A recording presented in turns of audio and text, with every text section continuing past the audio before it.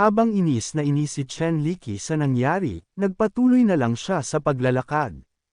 Hinawi niya ang kanyang buhok at naiinis na nagbulong. Ang hirap naman makahanap ng gwapo. Sa mismong sandaling iyon, napatingin sa kanya ang isang matandang lalaki. Kumaway ito at tinawag ang kanyang pansin, sabay sabing, "Oy, iha, narinig ko kanina na may problema ka raw sa tubo, tama ba? Ipakilala ko lang ang sarili ko, 30 taon na akong eksperto sa pag-ayos at paglinis ng lahat ng klaseng tubo. Kung ayaw kang tulungan ng gwapong lalaking yun, ako na lang." Agad na tinakluban ni Chen Liki ang kanyang dibdib at nandidiring sumigaw. "Ang bastos mo, matandang manyak." Napakamot sa ulo ang matanda, litong-lito sa naging reaksyon. "Ano bang problema mo, iha? Bakit mo ako minumura? Kung kaya ng batang lalaki, bakit hindi ko rin kaya? Mas magaling pa nga ako, propesyonal, tapat, at walang bayad kung hindi ko kayang ayusin." Pero mas lalo lang nadiri si Chen Liki at galit na sumigaw. "Kadiri ka, layuan mo nga ako." Nanlaki ang mata ng matanda. Hindi niya maintindihan ang nangyayari. Gusto lang naman niyang tumulong pero para bang inaakusahan pa siya ng kabastusan. "Ha? Bakit kayo nagtatawanan? Anong nakakatawa?" Lumapit ang isang lalaki at tinapik ang balikat ng matanda. Mahinang bamulong ito. "Sir, yung tubo, na sinasabi niya, hindi po literal. Iba po ibig niyang sabihin. Gusto niyang, alam niyo na, yun po." Napakurap ang matanda at biglang napatingin kay Chen Liki. Hay nako, mga kabataan ngayon, kung ano-ano na ang trip. Sa sobrang inis, sinipan ni Chen Liki ang bakal na nasa gilid ng daanan, pero masyadong malakas ang pagkakasipa. Napayuko siya at napamura sa sakit habang hawak ang paa. "Ang malas ko talaga ngayong araw." Makalipas ang ilang sandali, dumating na si Jiang Cheng sa isang real estate agency. Magalang siyang sinalubong ng 2 staff. Ngunit nang mapansin ng isang lalaking empleyado ang mamahaling sasakyan ni Jiang Cheng, agad itong napakunot noo at napaisip. Isang bata, malamang anak mayaman lang to na nagyayabang gamit ang kotse ng pamilya. Sayang lang oras ko rito. Ipaubaya ko na lang to kay Xiaoxia, baguhan pa naman siya. Bumaba si Jiang Cheng mula sa sasakyan at mayabang na naglakad papasok sa opisina. Nagtinginan ang lalaki at si Xiaoxia, tila nagpapalitan ng senadoryas. Pinagpawisan si Xiaoxia at mahina niyang sinabi, "Bro, baguhan lang ako rito. Ako na naman mag-isa." Pero sagot lang ng lalaki, "Matagal na tayong nagpa-practice. Anong ikakatakot mo? Sundin mo lang ang proseso." Wala nang nagawa si Xiaoxia kundi ang lumapit kay Jiang Cheng. Magalang siyang ngumiti at nagtanong, "Magandang araw po, ako si Xiaoxia mula sa Lianjie Real Estate. Paano ko po kayo matutulungan?" Diretsyong sagot ni Jiang Cheng, "Hanapan mo ako ng bahay na babagay sa akin." Agad namang nag-follow up si Xiaoxia, "May partikular po ba kayong hinahanap na property, sir? At gaano po ang tinataya ninyong budget?" Sa isang sulok ng opisina, nakaupo ang lalaking empleyado at masayang naninigarilyo habang pinapanood sina Xiaoxia at Jiang Cheng. Naisip nito, "Xiaoxia, pasensya ka na, pero kailangan mo tong pagdaanan. Ganito talaga sa sales, hindi lahat ng pumapasok sa pinto ay may bitbit na deal. Kailangan mong matutong pumili ng tamang kliyente." Samantala, naupo na sina Jiang Cheng at Xiaoxia sa sofa para ipagpatuloy ang usapan. Ipinakita ni Xiaoxia ang ilan sa mga unit gamit ang tablet. "Sir, tingnan niyo po ito, at ito rin. Parehong fully furnished na mga small units. Medyo maliit nga lang pero abot kaya ang presyo. Ito po ang mga pinakamabenta namin ngayon. Ano po sa tingin ninyo?" Tumingin si Jiang Cheng at agad na nagsalita, "Kalokohan. Kalimutan mo na yung mga mumurahin. Ipakita mo sakin yung mga nasa 1 million ang presyo." Agad na nag-search si Xiaoxia habang pinapawisan.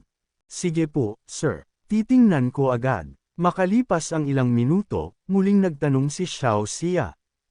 Sir, may partikular po ba kayong gusto pagdating sa lokasyon?" Ngumiti si Jiang Cheng at pinag-cruise ang mga braso.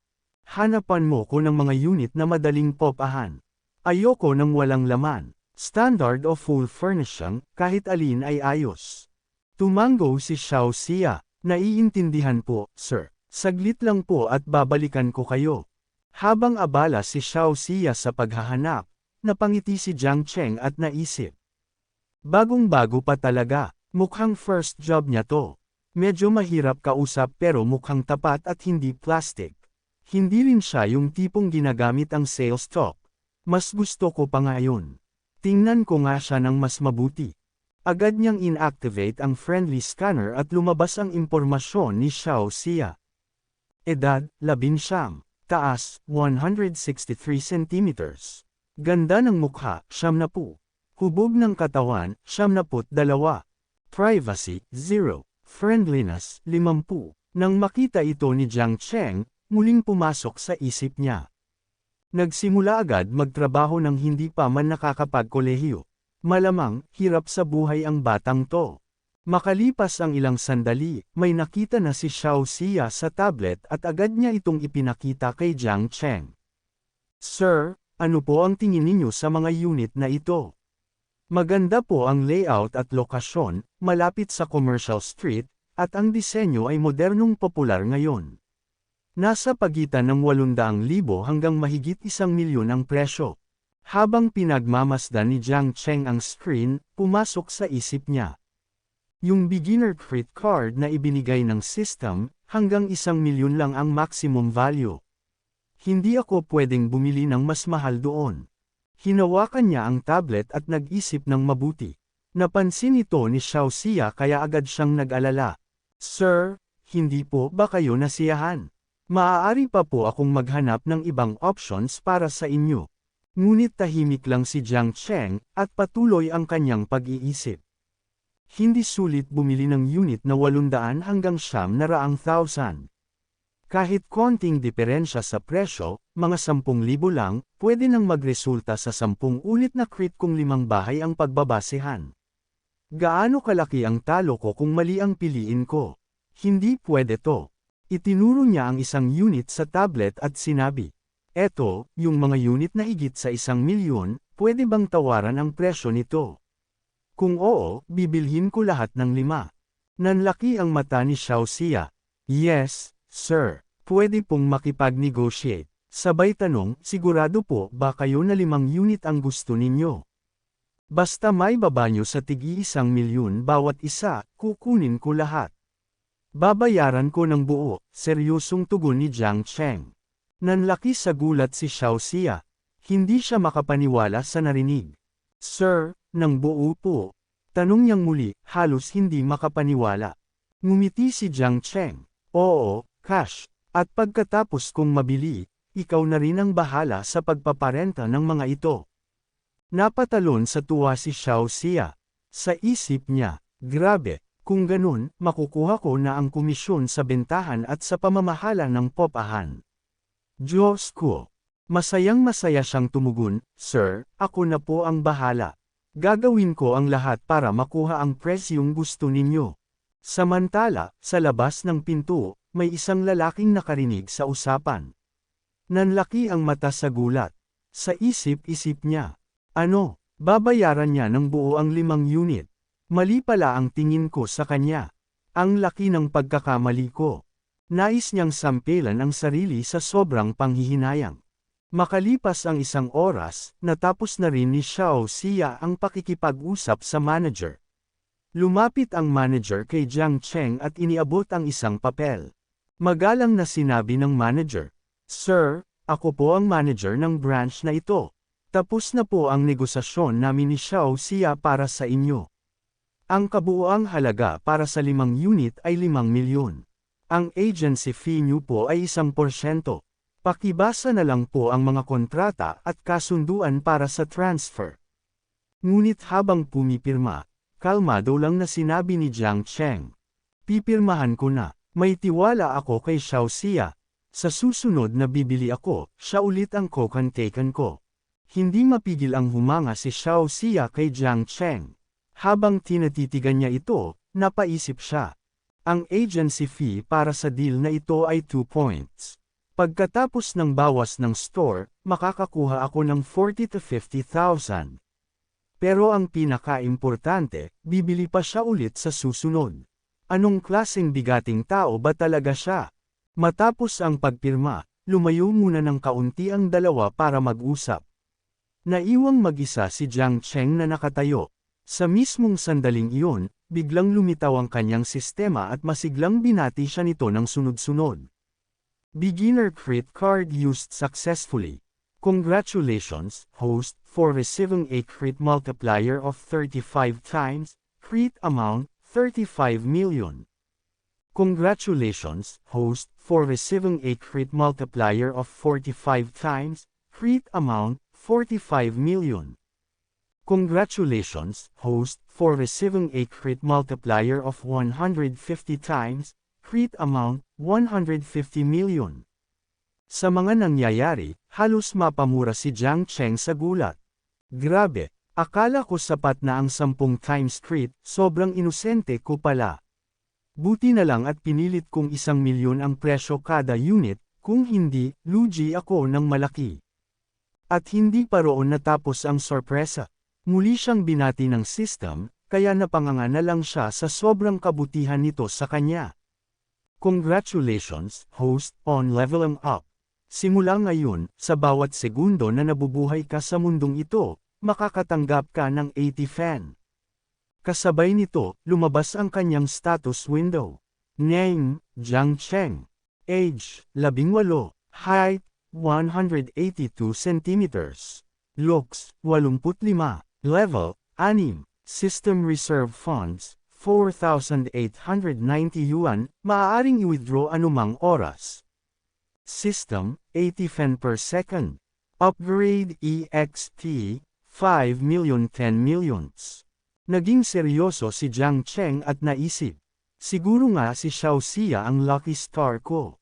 Gumastos ako ng 5 milyon, pero nakakuha ako ng 230 milyon mula sa crits. Bukod pa doon, halos 70,000 ang kinikita ko kada araw.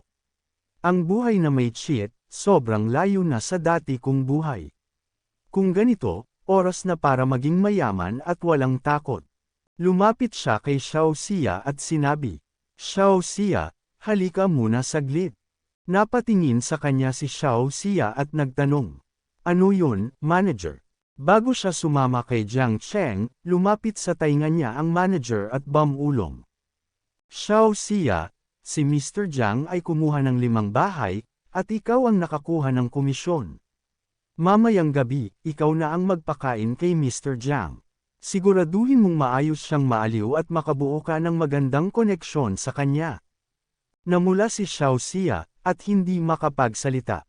Ngunit sa sandaling iyon, biglang pumasok sa isipan niya ang isang imahe nila ni Jiang Cheng, magkasama sila sa isang masarap at mapusok na tagpo. Sa eksenang iyon, nasa ibabaw siya ni Jiang Cheng at naririnig niya itong nagsasabing, Xiao Xia, sa hinaharap, hindi lang ito basta may next time. Marami pang susunod, basta't kasama kita, garantisado, mararanasan mo ang marangyang buhay.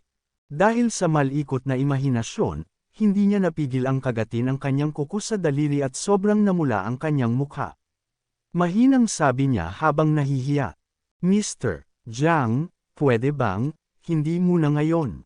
Siguro kapag mas kilala na natin ang isa't isa. Napakunot noo si Jiang Cheng.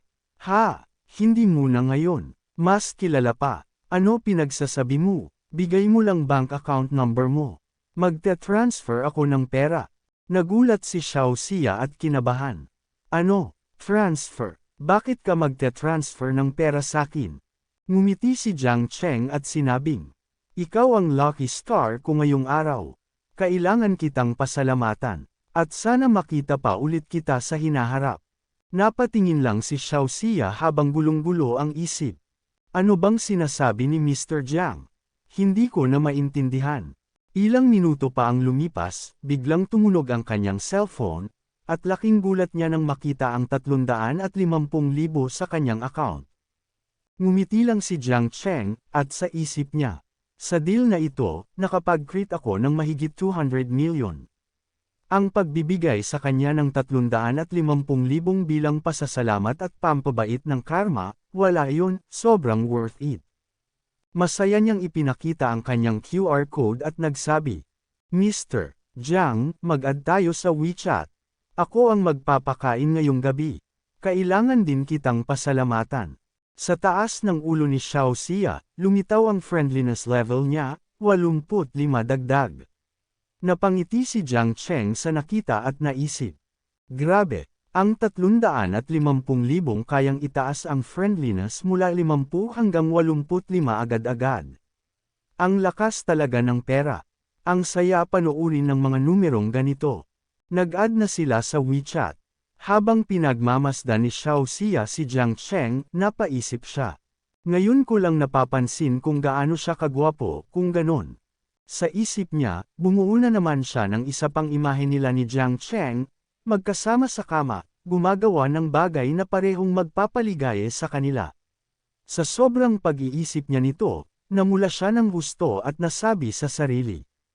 Kung gusto niya talagang gawin yun ngayong gabi, medyo mabilis nga, pero hindi ko naman to tinatanggihan. Tumalikod na si Jiang Cheng at nagtungo na sa pintuan.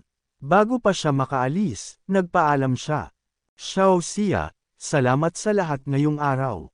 Uuwi na muna ako. Hanggang sa muli. Sa nakita ni Xiao Xia, mabilis siyang humabol at tinawag si Jiang Cheng.